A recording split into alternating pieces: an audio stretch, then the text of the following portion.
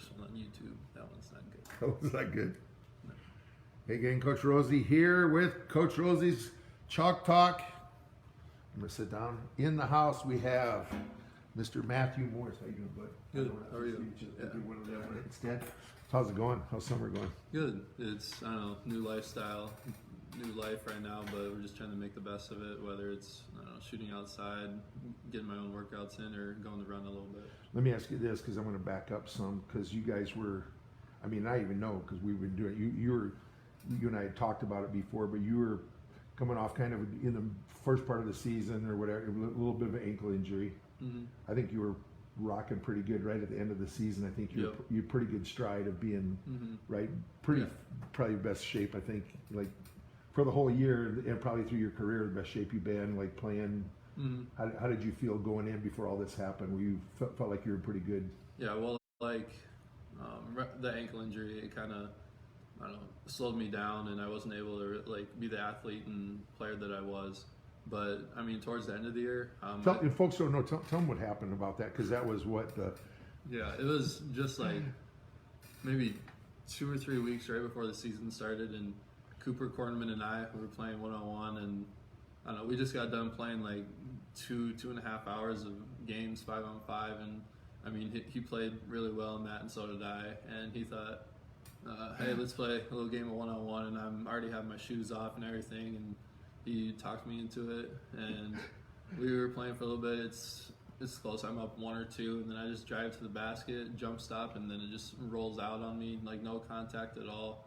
And I knew then I could just like feel it starting to build up, and it's huge, and I've never seen a sprained ankle that bad. Well, I have it on my phone. I'm videotaping my phone. Otherwise, I'd show it. But I know you sent me a picture and say, "Coach, I think I might have broke my ankle." I looked and thought, "Oh my gosh, it looks like the Elephant Man's leg." Yeah. Like literally, like that was right after you did it. It was already. It was pretty.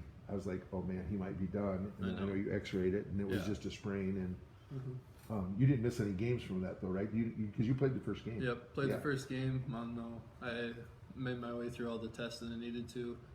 So I wasn't close to myself right away, for sure, but I just wanted to be out there and play because I love doing that. Yeah, but you made strides, and that's what I said. I think going in towards the end there, you were hitting on all cylinders pretty good. I know your body felt good. We talk about that each week. Like you're like, "Coach, I'm feeling good," and kind of at the peak of everything. And so kind of go through with me, kind of from a mental standpoint, from you, and then I know talk with your teammates too, but the process of what you have to go through, because they had to kind of hit you pretty hard, and then the process to go, okay, how do I get past this point and start preparing for what's ahead? Because I know I've talked to a lot of athletes, from high school athletes to college athletes, even some pro guys. They're like, dude, like they're sitting around eating chocolate bonbons and watching Leave It to Beaver reruns. You know what I mean? Like they're sitting home, because mentally it was just a tough thing for a lot of athletes to be able to handle. So kind of walk me through. Did you have a period where you're like, okay, this sucks? Well, I knew that the main goal that I had was to get back and be ready to play. And I mean, right away we weren't sure if that'd be after Christmas, the first game, or even, I don't know, in January, because it was so bad, and sometimes they take a long time. And I remember the first couple of weeks, the first week, I even missed like 2 days of school. I missed our formal dance. I couldn't go. I had to stay home, and I was in a boot. First 2 days I was in crutches around my house. I couldn't even put any weight on it. And then it seemed like a slow process, and it felt like it would never end. And I don't know, we got to a point where I could finally start to walk, and I wanted to shoot, so my dad and I would go to the gym, and I'd just be on one leg, my left leg, just shooting from close. And then I wanted to shoot some threes, so I'd be jumping one leg, shooting threes, which, I don't know, I just wanted to shoot, so I didn't really care. And then we were on some kind of break, like Thanksgiving break, because there was no school, and so I kind of have to do like the rehab on my own. And I sprained my ankle in 8th grade, and I had Trevor Woods. He helped me out with that. And so I just remember doing all these exercises and all these stuff with it, and how to ice it, and what to do with the E-STEM or whatever. Right. And so I'd be doing that like on my own. I'd have my dad like get me into the training room, and so I'd be doing all that stuff on my own. And I'm sure at some point I was pushing myself or doing some exercises that I probably shouldn't have at the time. I remember I started running around the gym way sooner than I was hobbling, and I just wanted to get some conditioning in. Yeah. And after I told Trevor that, he was kind of mad, but I was just, I don't know, I was just trying to do what I could. And then, so basketball practice always starts as soon as we get back from Thanksgiving break. Yeah. And that week was really, really hard for me because I'm a leader for that team, and there's nothing I'd rather be doing than out there with them. And so I'm icing or doing rehab the whole time while they're practicing and trying to get better. And that was hard for me. And I don't know, maybe lost a little bit of sleep over it, but I knew that I just wanted to get back and play. And so I kept doing the rehab, working with our trainers, and so I missed the whole first week of practice, 2 days. So that's probably around 10 practices that I've already missed. And then we get into next week, and we're getting kind of close to whether I should play or not. Oh, and during that whole time, so I know you gave me the bike workouts and stuff, and so I was up there, I was like going crazy. I remember getting all these weird looks from everybody while I'm on they know what I'm doing, but I'm sure they've never seen someone go that hard on a bike, because for people listening, what it was, we just set up different intervals, bike intervals, so that you could get your conditioning in. So it's like a 10-second, 20-second hard, and then you'd get some rest times. But there'd be like 20 to 30-minute rides, 40-minute workouts on a bike. They were tough, and I really pushed myself. For there to be some where it's like a minute straight of just going as hard as you could. And I remember every time I closed my eyes, and then I just keep pedaling as hard as I could, like shaking my whole body. And I remember, I think some people got some videos of it actually, and they just like sent it around and thought I was crazy. But I don't know, I just wanted to be in the best possible shape that I could be for when I get back. And now we're sitting so I just missed the first week of practice, and it's like Monday or Tuesday, and now I'm starting to get to the point where we're thinking about doing the tests where I can come back, and if I pass those, then I'll play. And on Tuesday, I just walked through some stuff with the team, and then afterwards I did the test and didn't pass it. Yeah, I remember that. And then Wednesday we did some more stuff, did a couple more tests, but then we have our actual tests that are the ones that have to do. And those ones I passed, and so I was so happy. I remember I passed them, and I went in my study hall and I passed them. I told myself no wincing, no anything, just don't make any facial expressions and get through it all. And I was surprised, within a day, I remember telling myself, I don't think I'm ready on Tuesday. Within Wednesday, I don't know what happened, and I felt okay doing that stuff, and there wasn't really any pain. I know I couldn't jump or move the way I could, but there wasn't any pain, so I thought that was good. And I don't know, I've never been so happy to hear that I can play and practice. And so my first practice was the day before our first game, so I'm nowhere near in shape. Because basketball shape's a whole different. You gotta go constantly, run, jump, change in direction. So that was, I didn't even care. Because during the games it'd be I'm tired. Well, I'll tell you some backside story on that too, because you don't know that as an athlete, but when us coaches get together, because we were saying yes, he passed, but I know Coach Haynes and Trevor, and we were all kind of having a conversation. It's well, do we, let you go completely? That's coaches talk. Is it better to maybe have you sit out another week because you had over a 2-day period you made really good improvement? Yeah. It's well, imagine if we hold him off and don't let him play until next week, how much better he'll feel. So that was what was going back and forth to coaches, and then I know each day it was wow, I feel, when we'd play these, man, coach, it really feels, because we were like you said, it's is he just putting on a brave face and it hurts? When he walks out the door, he's going, crap, this really, really hurts. But I know you said, truthfully, yeah, man, I just made some really good gains. You said that over a couple-day period. Yeah. Well, early on, those first couple games, I'd be gassed, shot, my legs are gone, but I didn't care. I just wanted to play. And like in those after those games, I'd be icing and stuff, and it would get really puffy and big, and it was like that the whole season, and it's still big now, and that's probably never going to go away. But So when did you in the season? Because towards the end of the season and before the Corona stuff hit, you were feeling pretty. I mean, I know it's like, but you were feeling pretty good. Like you were like, I'm not really noticing the ankle. Legs feel pretty good. I mean, you were jumping that very last game. Yeah. I mean, I sent you some of the pictures. Like you had like what 8 or 9 like dunks, and the one picture like I even posted for this. You know, you're like up above the rim. Like I'm like, he's jumping pretty good. Yeah. He's jumping pretty good right now. And I just knew you were at the point because we've been doing stuff long enough. It's like his body's feeling pretty good right now. So where did you get to the point in the season you like, okay, I'm over that 90% hump? Was it January, February, or where did you start feeling like you were starting to play your type of basketball again? Do you think? It took a while, and that kind of frustrated me a little bit because I remember I'd be in practices and stuff or in games, and I would usually just go up and slam a dunk like really hard, or be able to do like a certain move and be able to shoot it. And I just like couldn't do it, or couldn't do it as well as I normally would. And like, I don't know, that was really frustrating to me. I remember like a drop step dunk. I remember that used to be so easy, and I couldn't do it for so long. Right.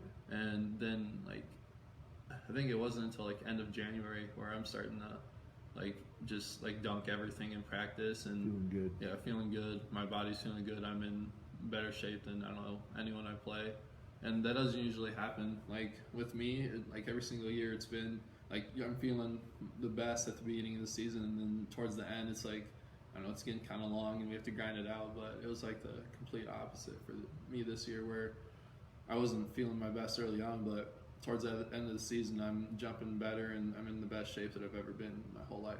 Yeah, and I want to kind of talk about that because I know the conversation we had between your sophomore year and junior year. At the end of your sophomore year, you were banged up pretty good. Yeah. Right, and we talked about that as one of the things for young athletes listening. I know one of the things we talked about was that we knew just because you were going to get banged on because of your talent level, that guys were going to bang on you.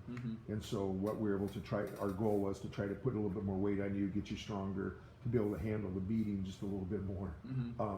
But I think, like you said, I think you're in the best shape. I think going into March and Madness or whatever. Yep. Yeah, I mean, I think your jumping, your strength levels were all there. Your condition levels were probably, like you said, better. I don't know if you remember this when you were 8th grade. I tell people this all the time.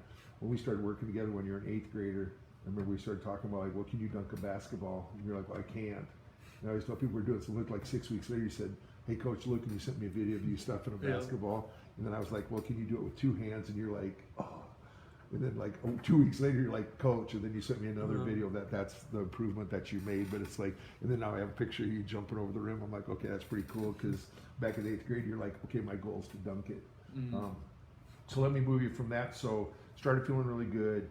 You guys were kicking butt pretty much, made it to state, and then all of a sudden it's a kick. So that almost had to be like, compare the virus stuff to the ankle stuff. Was it similar from a mental standpoint, like what's going on here, what's happening, and I had to overcome that, or was it something completely different? Because this one you knew like I could take steps A, B, C and work to get back, compared to like with the virus. How have you dealt, like, I know we talked about the ankle, but now how have you dealt with this whole virus thing and losing an opportunity for a state basketball championship? You know, even like I'm in my head, I'm going, man, so 4 or 5 games, 20 points a game, there's another couple hundred points. If somebody 50 years down the road goes, oh, we beat his record by 5 points, I'm like, but like they're gonna have to put a little asterisk by your name, like just kind of your process from that, from when March hit. I mean, and I literally have it marked, like I can remember March 16th is the day. It's like, well, we're going to take this week off. We'll be back next week. And talking with Coach Haynes, like, well, this is what we're doing. We're going to take this week off. And then it was like, there wasn't a week. I mean, it was 8 weeks off, and it was 2 months off, and moving from there. And so what was your thought? Like, what did you go through during that time period? I'm going to take it back to my sophomore year, after that state tournament, that game where they made the shot that didn't really count. Because, I mean, as a young kid who loves basketball so much and just loves competition, that was like a heartbreaker for me. And nothing motivated me more like than that, than the whole summer, fall, like the whole time it'd just be like that's my why, and that's why I'm doing everything I am right now. And I don't know, I remember just doing workouts and stuff or running, and that would always come across my mind, like just push yourself this much harder because you want to get back to that moment and that, I don't know, that Friday night semifinal. And then when my ankle happened, then it's like it scared me all over again because I thought I wouldn't be able to get the chance to, I don't know, get the title I thought we earned and we deserved. Yeah. And so, like, because immediately right away when I had my ankle, I was like, I think I'm done and I won't be able to do it. And like I remember just started bawling because I worked so hard for it. And then so we get through like all my ankle stuff and the rehab and everything, and I'm playing well towards the end of the year, like we talked about.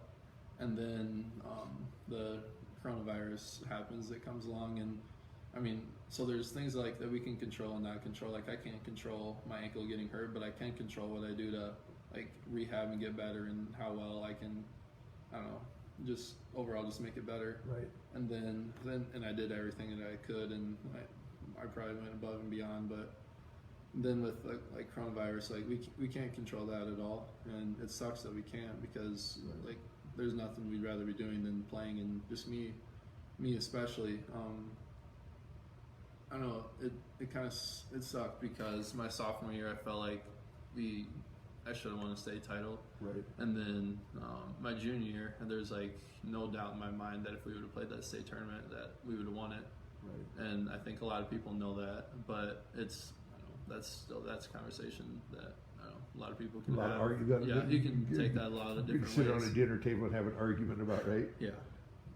And then I don't know, it's just like so much uncertainty with, like, it feels like 2 years of my high school, like sophomore and junior year, are just like up and away, and I felt like they never really happened, or the end of the season never really happened. Right. Because, well, my sophomore year it kind of did, but this year it didn't even happen, and it's hard to deal with, but like that just motivates me even more. I don't know, I just find like little things that motivate me and keep me going, and it doesn't. So what are those things? So like when you go like, so was there a gap again, like with the ankle, was there a gap where did you have like when they said, because I know for a while it's like, well, the season's going to be delayed, we might even play the state tournament in May or June, or and then they're like, no, it's been canceled.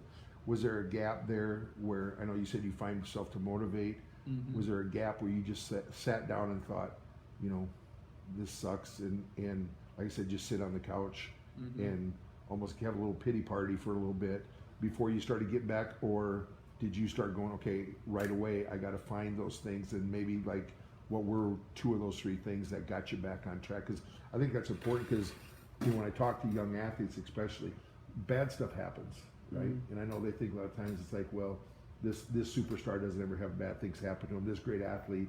But when you really get them behind scenes and see what it's like, they've gone through a bunch of stuff too, and it's not the stuff, because everybody has stuff happen, it's how they overcome that stuff.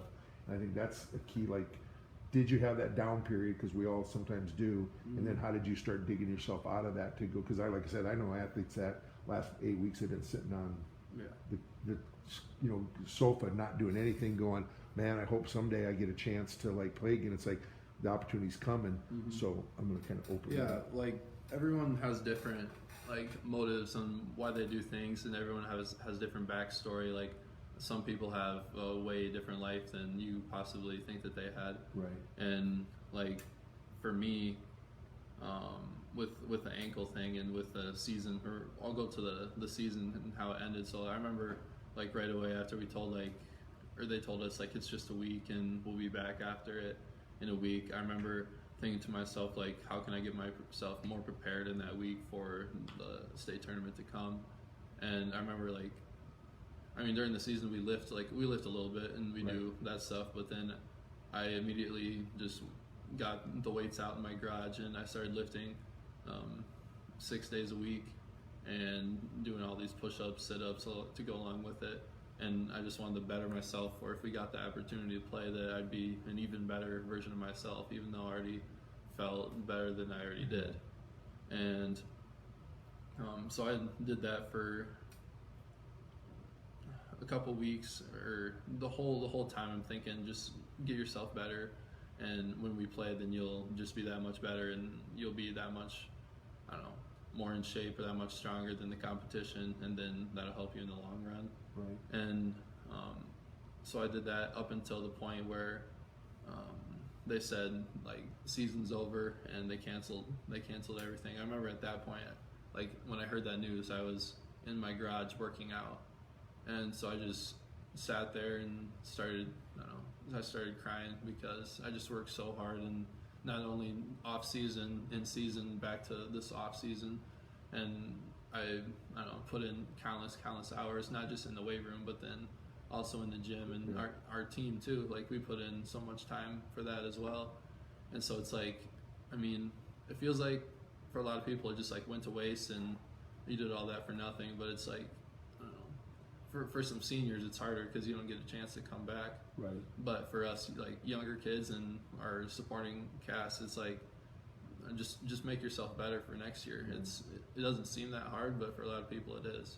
And for me, I just love the process, and not a lot of people love like working out every single day and pushing yourself like to the max, or going to the gym for 2-3 hours a day. Like, I don't know, a lot of people can't do that, and you just gotta, you know, work past it and know that like in the end goal, like for me too, I'm gonna go play basketball at Wisconsin, and that's what my parents, like, they helped me with that too, where they're like, just, I don't know, like right now you can work for that and work for your senior year, because you get one more year and not a lot of people do.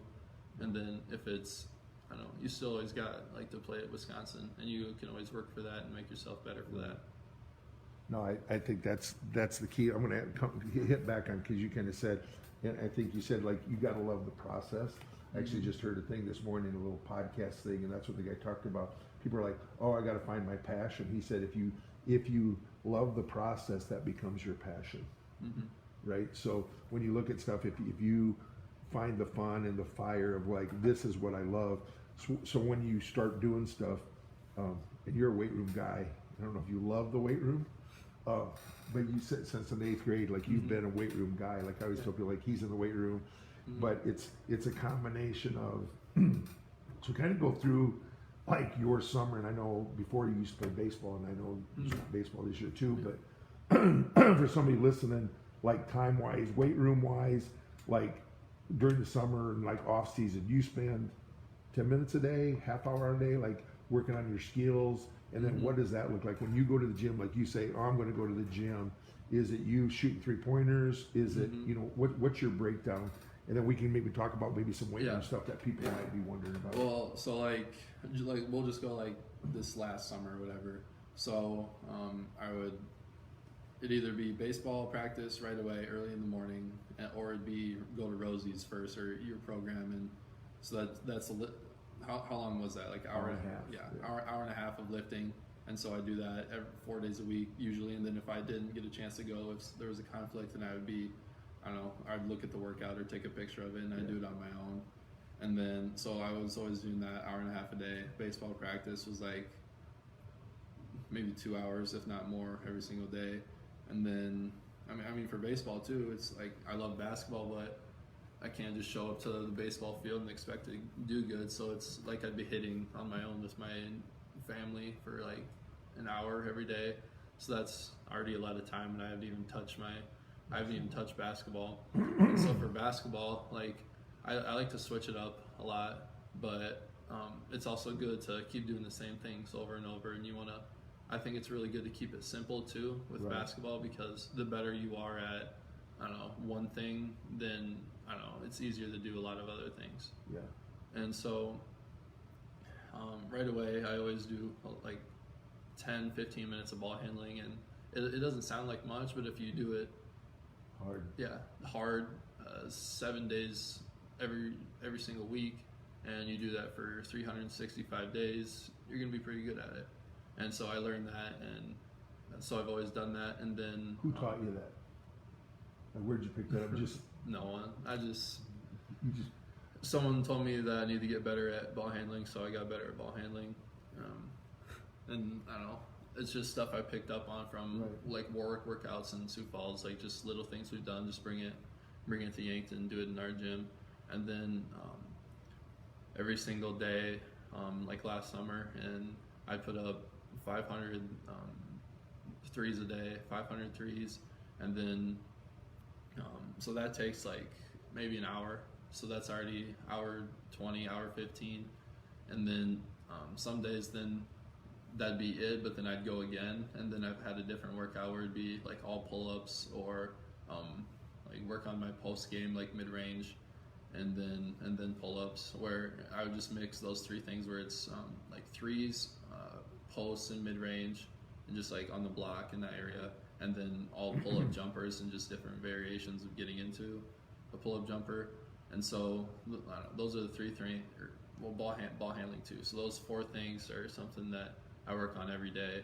And so with the pull-ups too, I like to go maybe like at least 50 made every day, and then the post stuff like 10-15 minutes, and then mid-range another 10-15 minutes. So you add that all together, that's probably 2.5-3 hours just in the gym doing all that stuff. And I remember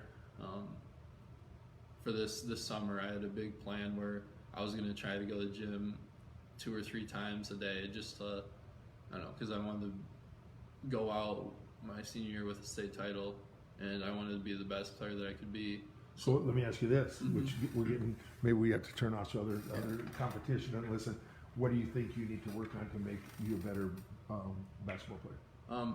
Well, I think the best part of my game is how versatile I am, where I can bring the ball up. I could be our point guard, but then also if I have a little guy on me, then you could just put me down in the post and feed me the ball. Like, I think for me, I just need to work on like everything. It sounds, I don't know, it sounds like a lot, but it's not to me. Just work on everything, get better at everything.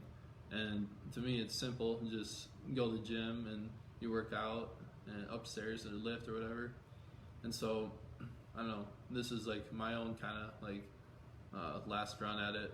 So I'm going to do everything I can to get one more state title, and hopefully we can do it. But I'm just going to push myself every day to make sure that I can do everything that I can to help us do that. So speaking of weight, how do you like the weight room stuff? I mean, I like it a lot, and I've always loved weightlifting, but right now it's kind of hard because I gotta do it at my house, and like I have my own workouts, but I don't know, it'd be nice to have you or some other coaches like to give me some other stuff or help me out in what to do. But it's just stuff that we've always done the weight room together, and workouts we've always done. It's just I'm doing it on my own and that kind of stuff. So I love it, and I think like right now I'm in even better shape, and I'm stronger than I ever have, I think, right at this moment. So that's something you can kind of like take away from, I don't know, that I can take away from this virus and what's going on right now, is that it's, if we didn't have it, I probably wouldn't be to the physical. Because you do track too, right? Like Yeah. for people that don't know, so you were doing basketball, you were doing doing baseball, you were doing track, Yep. the high jumper at track, going, you know. So, and that's just one other thing. Do you think being a multi-sport athlete, because that's always the big national kind of a big talk, like I'm going to specialize and just be a basketball player? And I think some people don't know. Like when I talk to some folks outside of the Yankton area, I'm like, well, he plays baseball, and they're like, baseball? And I said, well, actually, and you know, not to give you a big head, but you know, people are like, well, if you would have spent just as much time baseball, you could have probably went the baseball route. You know, because you're a good baseball player too. So it's like, well, yeah, he played baseball, and plus he goes out for track, and he went to state track. They're like, oh, I thought he was just a basketball guy. Yeah. Do you think multiple sports do help, and when do you think somebody should say, you know, hey, maybe I am really going to concentrate on just doing basketball or just doing football or whatever that might be, just being a baseball pitcher?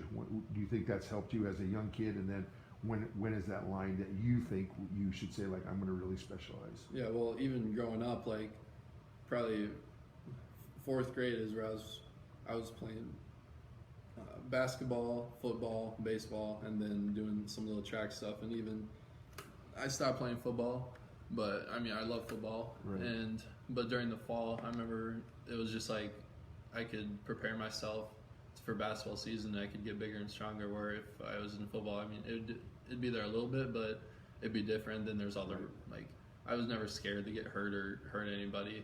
But I don't know. I just thought basketball and getting better at and stronger was more important than doing that. But then baseball, I mean, I think I loved baseball before I loved basketball, where that was my favorite sport before basketball was. So I've always loved it, and I put in a lot of time for baseball too. And everything that I did, I always I have a passion to get better at it. Like school, track, like doesn't matter. I just want to be the best.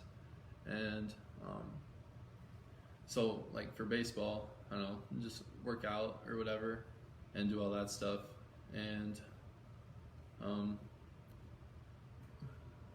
what are we talking about again? Do you think it helped you to be a like to be a track and to be a baseball guy, or do you think it hindered you at all to going, like you said, you were 2 hours of baseball practice, 2 hours of baseball practice, going home and practicing your throwing or your hitting for another hour. It is like some folks are going to go, well, imagine if he would have taken those 3 hours and put towards basketball and not done baseball, how much better of a basketball. But do you think some of the things that you were doing baseball wise transition you over, or help build, a drive or whatever it might be that helped you to go, that didn't hinder me from being a better basketball player, it actually was good for me to change sports or do whatever it might be?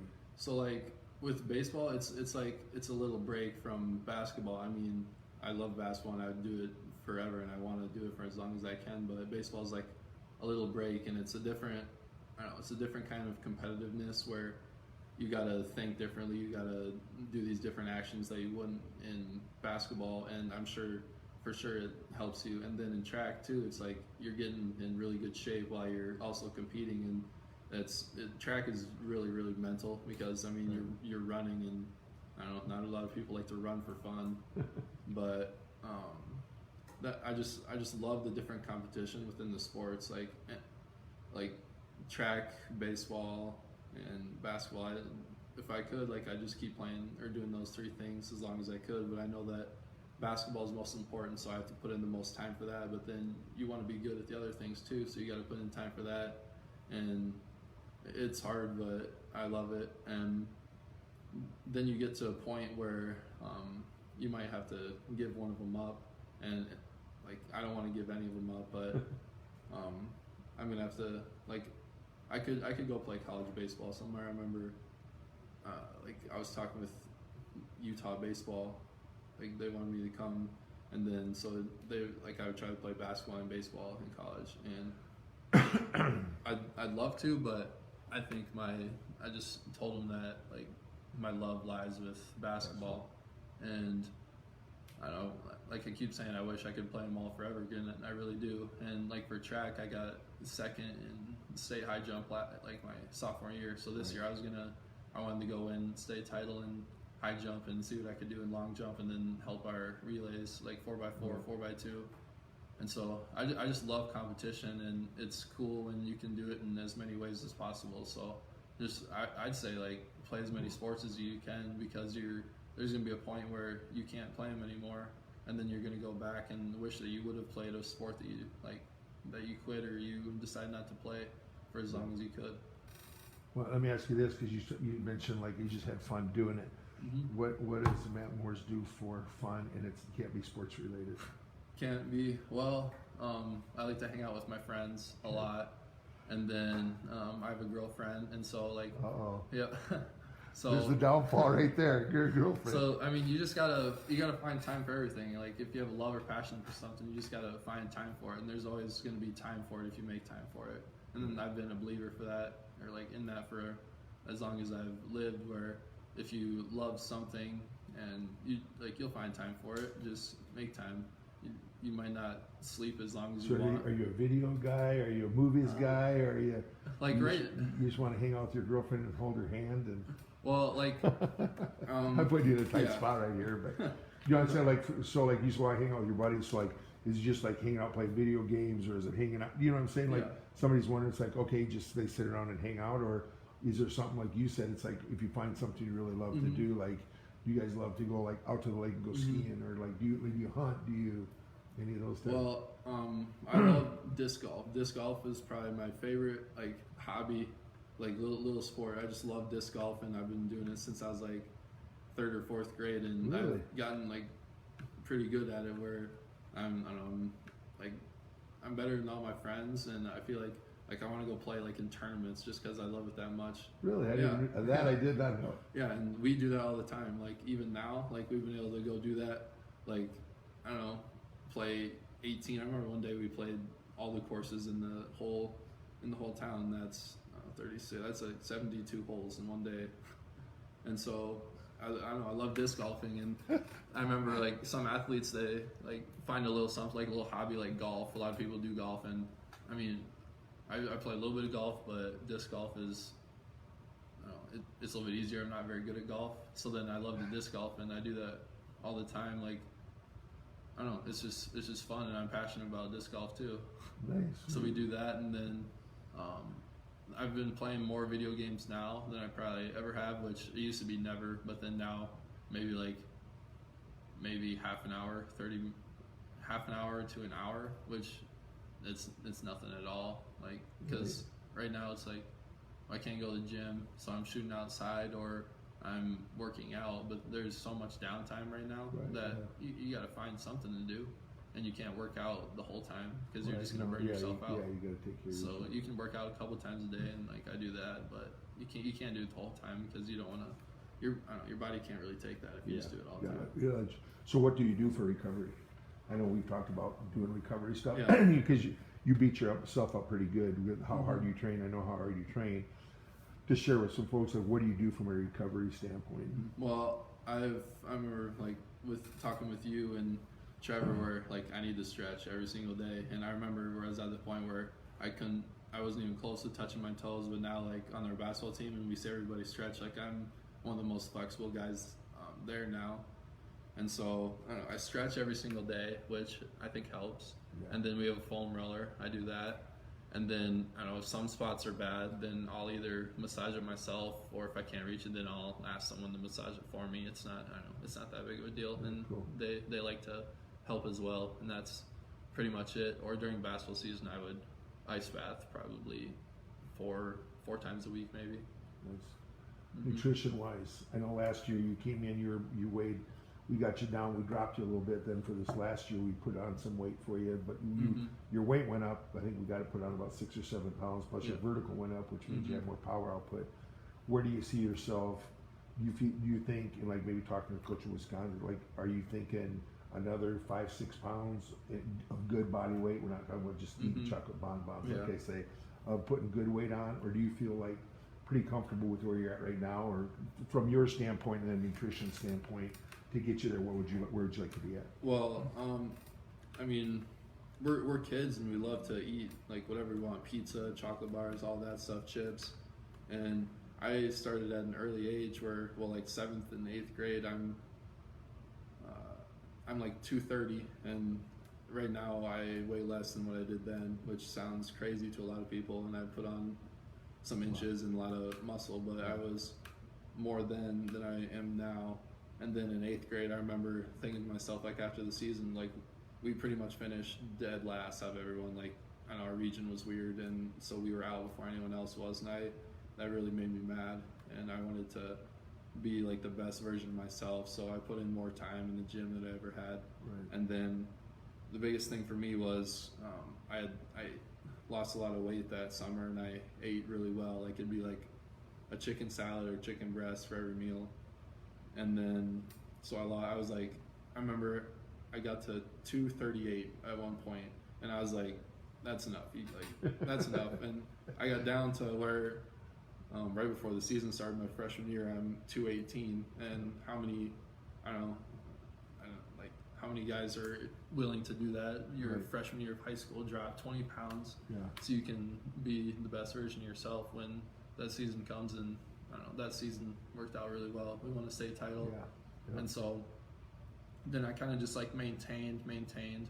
And then this year, like I'm feeling the best I ever had. But then the season, I stepped on a scale 230. Like, I don't know, I haven't really told this to anyone, but like I thought, I don't know, I think that might be too much. And like I look at my body and feel like it could be a little bit better. And so I've dropped like 10-12 pounds right now, but I'm still lifting. I'm still like I'm still eating really good, like a lot of chicken.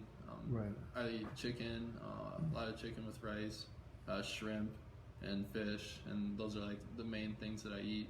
And then obviously, like, I'll go treat myself, like, I don't know, have a pizza once in a while, right? Yeah, because I love pizza. Pizza's probably my favorite food, but I can't eat it all the time. But it's nice to have it sometimes. Right. And so, I don't know, just if you really want to be good at something, like, just, it sounds so simple, but just like eat right, and that'll change a lot of things. Like, your body will just feel so much better, and you'll be able to do like some things that maybe you didn't think you could, and you'll overall just like feel better about yourself, or like about what you're doing, because I don't know, you're healthy and you're like, you have so much energy. And so you think you could play healthy at it like 234?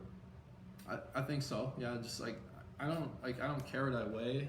I mean, I don't want to be like this big guy, right? But I don't care what I weigh, just as long as I feel good. Right. Like I could put on 10, 15 pounds of muscle. I mean, like I don't care as long as I feel good and my body is fine with it. And so I don't know. I feel like obviously I'm gonna put on a lot more. No, we talk about, you and I talk about that, because I think just with, like we've talked about, and this is for folks listening at home, that you carrying a little bit more good weight helps protect your body, just because you do during the season get so beat up. Yeah. Because it's not just you against a team, it's you against 3 or 4, you know, like when you're going inside, you're getting double teamed, you're getting triple, you're getting beat on pretty good. Like after some games, you're beat up pretty good. And so by carrying a little bit more muscle weight, as long as, like you said, like we don't want you to put 10 pounds on and drop your vertical 2 inches. We want to put on 6 pounds and have you jump 3 inches higher. Which then so that it's like I feel better. That's good weight, I think. So there's ways to go about that from a healthy standpoint, like how you talked about from the nutrition. So, and I know people are wondering probably, because you have a lot of offers, and I know Wisconsin's your home base. You already talked about that. Yeah. And you and I talked about it before, but just to share with the folks here, what was the determining factor, and did you at some point go, you know what? And I mean, I talked about to say, I just want to get this done. I know this is my best choice. I know it's not going to change down the road, so I'm going to make the decision now. And then what was, like, I know a lot of schools, like you said, we're talking to you. What was the determining factor to go, you know what, this is what I think? Because I know you had a couple, like 3 or 4 that, like, I think this would be good fits, but what was the final decision to go to Wisconsin? So I ended up with 9 offers, and if I would have waited out longer, I probably could have ended up with 20 or 30 right now. Yeah. But like the recruiting process, it started early for me, and I loved it right away. And like it was I thought it was really, really fun to talk to all these big like schools that you would see on TV all the time, and or these coaches who are like famous. And, I know that guy. Yeah.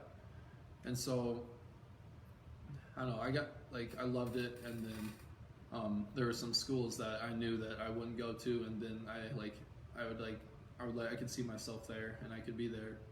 And then I kept talking to these schools, and then now we bring it all the way to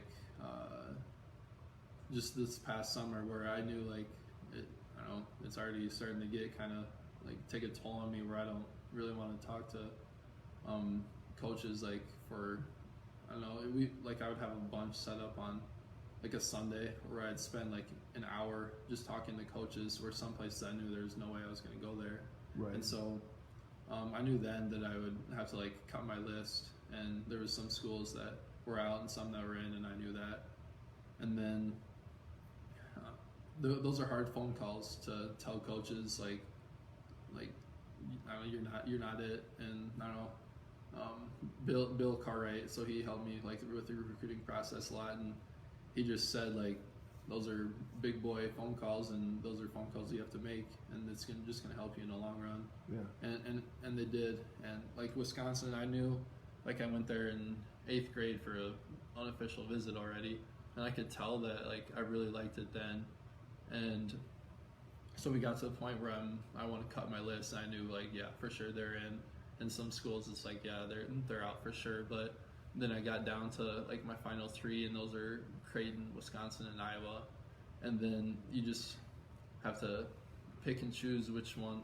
There's good things about everyone, and then there's some little bad things about everyone. But I think at the end of the day, it just comes down to how you feel like when you're there and around those people. Right. Because when I went to Wisconsin for my official visit, like I got to, like I've already seen everything, but then I got to be around the players and coaches more than I ever had when I was there, and then I knew, like, after I was just with them, it's like, I don't know, like this just feels like where I want to be, and Right. like this is the place where I'm gonna be, and I made that decision like on the way home during that visit. But like the Wisconsin relationship, like that started really, really young, and then we just kept building and building and building and building. But I remember it was 4th or 5th grade, whenever Wisconsin was in the Final Four. I know a lot of people probably heard this story, but like they were playing Kentucky, and they beat Kentucky after they were undefeated. And I remember just like thinking to myself, or I might have said it to my parents, were like, I want to go play for Wisconsin. Like that'd be so cool to like beat Kentucky or Duke or Kansas, just like on those big stages. And so I always thought it was like a dream to go play there, and now I have the opportunity to go like come true. Yeah, live out that dream. So I think that's really cool. Nice. Well, man, I appreciate you being here. I know, like, I guess I was going to say I know you're busy, but maybe you have more time than you want to have. But we're looking for good things. I know we don't know what's going to happen with this thing, but I know one thing for sure I'll share with folks is that, just like you're saying, if things open up and we can work together, I'm looking forward to that because I love working with you too. But if not, I know that you're going to do the things that it takes to be successful. So I just appreciate coming in and sharing with folks. And if they have questions, they can reach out to us. And whatever they need from you. But I appreciate it. And I'm looking forward to your senior year. Yeah, so thank now, you. Hey, so are they playing basketball this year at all? I think they might try to have a season on their own, but like. Are you doing? Are you going to do baseball this year? I've been putting you in a hot spot. I still don't. I don't know. I'm still trying to decide. Like, we'll start trying to figure it out, because it's like, is it really, really important to go play baseball during all this while the MLB, or the MLB, NBA, that's all closed, like, and the Legions, like, it wouldn't be playing for really anything; it'd just be playing to play. Yeah. So we'll still see, but. So they don't know yet for sure, though, Yeah, right? Because I heard the Legion like closed, but it might be like unsanctioned games is what I heard. Yeah. So I just didn't know if you were planning on, because I didn't know where they're at with that too. So Thank you, Coach. Shake hands. Appreciate Thank it. you. I appreciate it. Hey, gang, thank you. Join us next week on on Coach's Chalk Talk. We appreciate it. Have a great day, gang. Thanks so much. Sure. Yep. Thank you. Good work. Well, hopefully here in 2 weeks we'll maybe get you here. Yeah, I know.